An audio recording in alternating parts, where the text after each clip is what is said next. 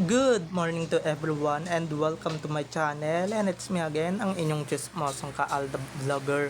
Gusto ko munang magpasalamat sa inyong lahat sa mga walang sawa na tumatangkilik, nanonood, sumusuport at sumusubaybay ng mga content ko here on my YouTube channel. So wag ninyong babaktawan o lalaktawan tong ating content ngayong araw. I'm sure na hindi ninyo pagsisisihan na pinanood nyo ito mula umpisa hanggang hulihan, and syempre wag na wag kayong mag-i-skip ng segment, okay? Buuin at tapusin nyo to, and syempre wag ninyong kakalimutan na i-share itong ating video for today, okay? Para palaganapin ang ating news for today's video.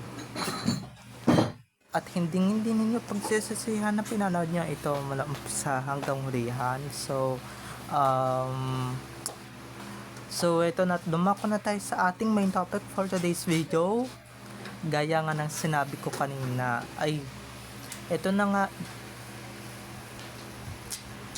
nga guys, dahil dito sa hiwalayan na ito, natagpuan nga or spotted si Maine na yung gagamitin ko kasi si Clowny hindi ko naman pwedeng gamitin yung pangalan niya.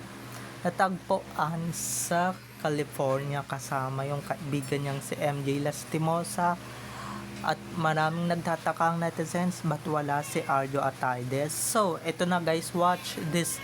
Mamaya ipapaliwanag ko sa inyo ng buong buo. So, ito na guys, watch this. At kung nakita nyo na ngayong recaps, once again si Titi o sa mga admins, dumako na tayo sa ating main topic for today's video. Gaya nga ng sinabi ko kanina, ito na nga mga ka-ADN, like what I said earlier. Pero ito na nga, sa mga nagtataka, syempre mga sa 10 fans, kahit 10 lang yan or 20 lang yan, marami pa rin nagtatakang mga fans na Armin kung ba't hindi nga magkasama for the first time yung mag-asawang charot lang guys, kasi si Clowny pala to or itong dalawang user na ito na si Arjo Atayde, pati itong asawa niyang si Clowny. Pero dahil si Maine yung ginagamit niyang pangalan, di ba, walang kwenta-kwentang babanggitin ko si Maine. At ito na nga, imbis na asawa yung kasama, di ba, kasama niya yung kaibigan niyang si MJ Lastimosa na isang beauty queen na kasama niya dati sa Itbulaga. Oo nga, no, medyo nagtataka rin ako kahit na, 'di ba? Himala, kahit na hindi magkasama, parang wala yatang edited, samantalang dati hindi lang magkasama, pinapatungan ng ulo or pinapatong yung ulo ni Arjo or ni Maine sa ibang tao para magmukhang magkasama silang dalawa, 'di ba? Pero ngayon, for the first time in the history, for the first time on the history, parang hindi sila magkasama, or baka, 'di ba? Baka totoo yung chismis, 'di ba, na hiwalay na nga talaga tong si Clowny pati si Arjo Atayde, 'di ba? Kasi nga baka siguro kinarma na dahil sa panggagamit niya kay Maine, 'di ba? Kaya ayan, deserve nilang maghiwalay. At saka hello, anong ginagawa niya sa California? Anong ginagawa niya diyan sa ibang bansa? Just to move on, just to fix her broken heart or fix his broken heart with his friend. Ngayon lang ako nakakita talaga na kasama niya yung isa sa mga kaibigan niya, no? Isa sa mga best friend niya sa showbiz. Ngayon ko lang talaga siya nakita. Kasi 'di ba? Noon 'di ba si Arjo talaga yung lagi niyang binibitbit. Si Arjo talaga yung si Arjo talaga yung si Arjo talaga yung lagi niyang kasama kahit saan siya magpunta. Griezmann yan at kahit saan mang bansa yan, lagi niyang bitbit yan si Arjo, yung tuta niya. Pero ngayon, hindi niya na bitbit. O, baka mamaya umasa pa kayo, magkaroon pa kayo ng edited or what na napalabas, 'di ba? Wala na kayong i-edit kasi nga hindi nakasama kahit na ipatong nyo pa talaga. 'Di ba? Wala na kayong kapag-asa. Kaibigan na, guys. Kung i-edit nyo 'yan, ano yan? Ulo lang ni Arjo ang i-edit ninyo. Ano yan? Katawang babae pa rin si Arjo, 'di ba? Ano, magmumukha pa rin si MJ Lastimosa si Arjo, 'di ba?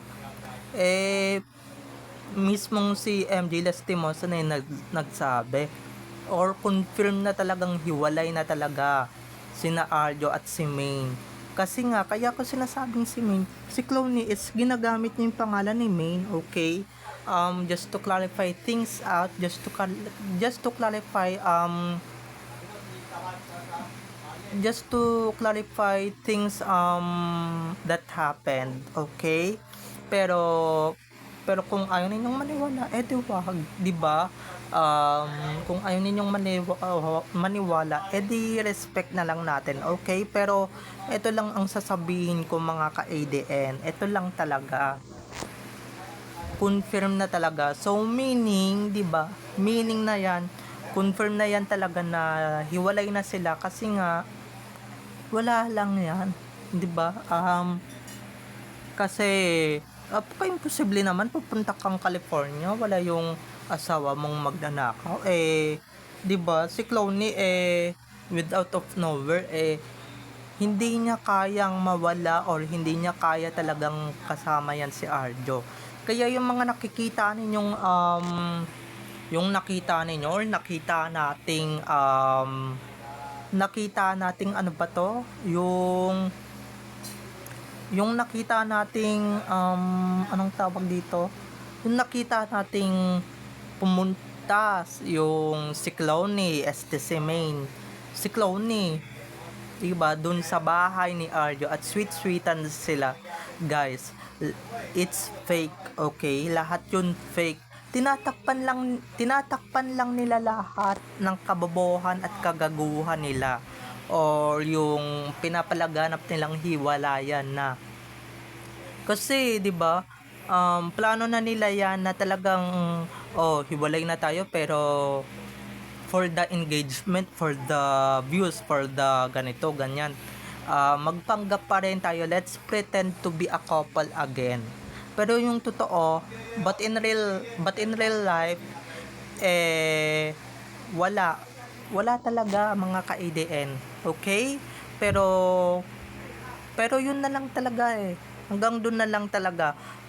Ibig sabihin yan guys, tapos na talaga, makakahinga na talaga ng maluwag yung totoong Maine Mendoza, 'di ba? Dahil yung pangalan niya is hindi na marurumihan, 'di ba? Nang dahil kay Arjo, nang dahil sa hinayupak at talentadong yan sorry guys kung nagmumura ako, pero yun na nga talaga, kung hindi talaga dyan sa talentado at hinayupak na yan or sa hayop na yan, hindi naman talaga marurumihan yung pangalan ni Minnie. Hindi naman talaga marurumihan yung pangalan ng tao, 'di ba? Nananahimik and syempre nagsasaya sa totoo niyang pamilya, tas gagambalain ninyo. 'Di ba? Wag ninyong sabihin na ginusto ni Maine at Alden yan kasi nga sarsuela. 'Di ba?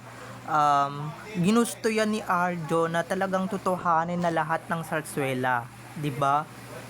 Pero sorry na lang siya. Hiwalay na talaga yan. It's confirmed guys. No more question asked. Okay? No more question asked dyan sa comment section or dyan sa baba. Kung mag-a-ask man kayo ng questions, wala na akong pakialam, 'di ba? I don't care kung If you ask me a question about that, about Arjo and Main's split, 'di ba, or about Arjo and Main's breakup, wala na akong pakialam. I don't care anymore. Okay? Basta tuwang-tuwa ako. I'm just happy. I'm just so happy. So happy na talagang natapos na talaga lahat ng kabalbalan ni Arjo at Aiden. Natapos na talaga lahat ng kabalbalan at kagaguhan ni Arjo. Kumbaga it's finished. Okay, it's finished. Yung stint niya kumbaga sa teleserye or kumbaga sa isang movie, pack up na. Pack up na. Okay? Pack up na lahat ng yan. Okay? Kumbaga sa shooting hindi na talaga itutuloy. 'Di ba? Kumbaga sa shooting talagang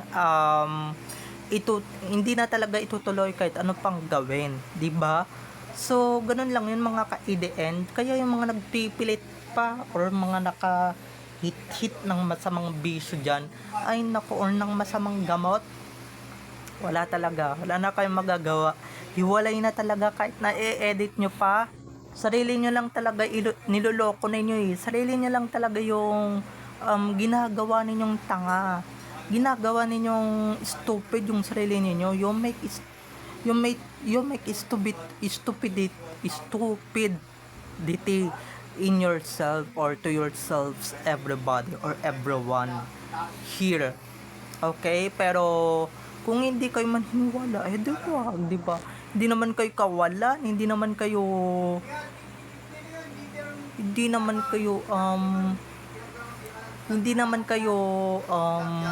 kawalan. Let's clarify things out, pero ito na nga mga ka-EDN, 'di ba? Pero 'di ba nagbakasyon si Clowney dyan or si Main just to move on. Okay? Wag na kayong magtanong kung ano pa yung ginagawa niya dyan sa California with MJ Lastimosa, at wag na kayong magtaka kung ba't hindi niya kasama yung tuta niyang asawa or yung magnanakaw niyang asawa, 'di ba? Dahil hiwalay na talaga sila. Okay? Yung nakita ninyo sa Instagram na hindi hiwalay or ganito, ganyan, yung hiwalay ay yung hindi hiwalay pala, 'di ba? Yung pinost mismo ni Main sa kanyang IG, kasi nga, or pinost ni Magna Kupit sa IG ng kanyang kapatid, kasi pakialamera din yung babaeng yun . Guys, lahat ng yun fake, lahat ng yun peke. Okay, lahat ng yun hindi na totoo. Lahat ng yun palabas na lang. 'Di ba? Lahat na lang yun niloloko na lang kayo. 'Di ba? Alam kasi nila maraming uto-uto pa ring Armin . Marami pa rin talagang uto-uto at walang utak na Armin . 'Di ba? Marami pa rin talagang walang kwentang taong Armin . Kaya ayan, madali silang lokohin, madali silang bilugin, madali silang pasakayin sa trip ng dalawang yan or ng mag-asawang yan. Alam ko na yan, Diyos ko. 'Di ba? Tapos pag naghiwalay na, showbiz na lahat, 'di ba? Showbiz na lahat, to pretend a couple, to pretend just to pretend to be sweet again, 'di ba? To pretend to be again or together again, ganyan, 'di ba? Pero sa totoo lang, yung ningning sa mata ni Clowney or sa mata ni Main, it's either Main talaga or si Clowney. Kasi 'di ba, even Main talagang umaanib sa sarsuela kahit na ayaw man niya yung management niya ang nagda-damage control sa kanya, 'di ba?